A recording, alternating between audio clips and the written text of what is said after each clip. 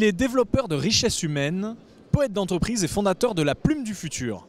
Auteur des livres Sur la route de soi et du bien-être plan des entrepreneurs, il accompagne les entreprises à travers du coaching et des conférences poétiques sur l'éveil des talents créatifs et l'intelligence collective. Bonjour Vincent. Bonjour Sean. Alors Vincent, ma première question, c'est de savoir comment diable la poésie peut-elle intelligemment être intégrée dans la sphère business ?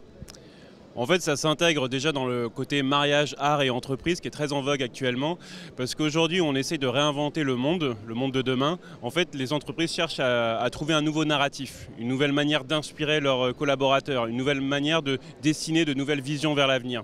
Et en fait, la poésie a en elle-même cette source d'inspiration qui a un véritable élan d'optimisme vers l'avenir. Et en fait, on va se connecter, ce que je dis souvent, on se connecte à son imaginaire pour devenir visionnaire. Et en fait, les entreprises utilisent ça à la fois pour développer leurs valeurs humaines et également dessiner de nouveaux horizons pour conquérir de nouveaux marchés notamment. Ça se matérialise comment finalement la poésie en entreprise? Est-ce que tu peux nous expliquer concrètement comment ça se passe et ce que tu fais? Ça prend plusieurs formes. La première, ce sont effectivement des workshops poétiques créatifs où en fait ça va être les collaborateurs, les entrepreneurs, les dirigeants d'entreprise qui vont eux-mêmes, lors d'un voyage poétique participatif, écrire un poème sur une thématique qu'on aura décidé auparavant et ensuite le réciter devant l'ensemble de leurs équipes.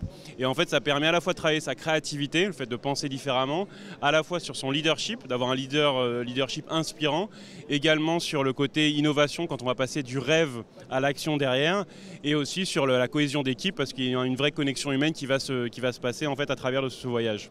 L'autre format, ça va être de la facilitation poétique, des synthèses poétiques de séminaires, de conventions, et puis enfin ça va être de travailler sur l'identité poétique des marques. Comme chaque marque a une identité visuelle ou sonore, il y a aussi une identité poétique où on va aller regarder un petit peu l'ADN, l'histoire de l'entreprise et en fait comment justement écrire un nouveau narratif pour l'avenir.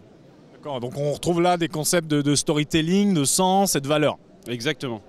Est-ce que la poésie, si on recentre un petit peu le débat sur l'entrepreneur et le chef d'entreprise, est-ce que la poésie est un bel outil pour faire éclore la vision de l'entrepreneur ? Alors ça va faire éclore deux choses. D'une part les talents, c'est-à-dire les talents en fait, qu'on a en nous.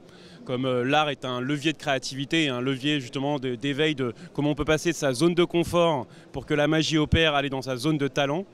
Et aussi faire éclore effectivement quand tu te connectes à toi, tes rêves, ton imaginaire, en fait comment tu te projettes dans l'avenir, tu visualises l'horizon en fait d'avenir pour ensuite y parvenir. Et donc en fait en dessinant une vision potentiellement infinie, en fait ça te permet de parler sans langue de boîte et de pouvoir ensuite faire un plan d'action pour y aller progressivement.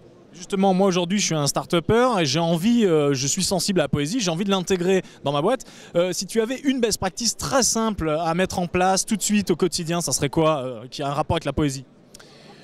Ce serait de travailler sur l'inspiration. L'inspiration, c'est un concept qui est assez intéressant, c'est-à-dire que ce n'est pas quelque chose qui se commande. Donc en fait, l'inspiration, on ne peut pas aller la chercher. En règle générale, c'est elle qui vient au travers d'un pseudo-éclair de génie et c'est là que de nouvelles idées émergent. Moi, la proposition que je ferais, ce serait de prendre la décision d'écrire un poème sur ses visions d'avenir de là où en fait on voudrait faire atterrir son entreprise à horizon de 5 ans, on va dire. Et ensuite, non pas de se positionner devant une feuille blanche, mais en fait de vivre sa vie tranquillement et en fait garder en tête le fait d'écrire un poème et quand on a une petite inspiration sur un vers, sur un slogan, commencer à écrire à partir de là. Et est-ce qu'on pourrait imaginer à terme un pitch, un start-upper qui pitcherait avec une poésie, avec un poème ? Clairement, et ça se fait déjà, en fait, tu sais, le concept des elevator pitch, ce sont des pitchs qui durent moins d'1 minute. Typiquement, un poème, tu écris 4 strophes et c'est quelque chose qui est hyper impactant parce que ça n'existe pas, c'est très différenciant et puis ça permet en plus d'être très clair en fait sur la poésie. Tu vois, je vais te sortir un exemple, mais Victor Hugo qui dit que l'utopie est la vérité de demain, tu as 6 mots, mais qui veulent dire tant de choses et qui sont très inspirationnels. Et en fait, si tu fais un pitch, ce format-là, forcément, en fait, la personne en face va se souvenir de toi, parce que ça va toucher sa mémoire émotionnelle, et puis surtout, en fait, ça va être quelque chose d'inspirant. Et c'est ça, en fait, que ça crée, à la fois pour inspirer donc, des leveurs de fonds potentiels, et puis ces équipes aussi à te suivre dans ton aventure entrepreneuriale. Et puis à ce moment-là, le vers du poème peut devenir un claim, une espèce de baseline qui peut relayer toutes les valeurs et la vision de la marque. Merci Vincent pour ce shot d'inspiration poétique. Merci à toi, Sean, et puis bon salon. Bon salon.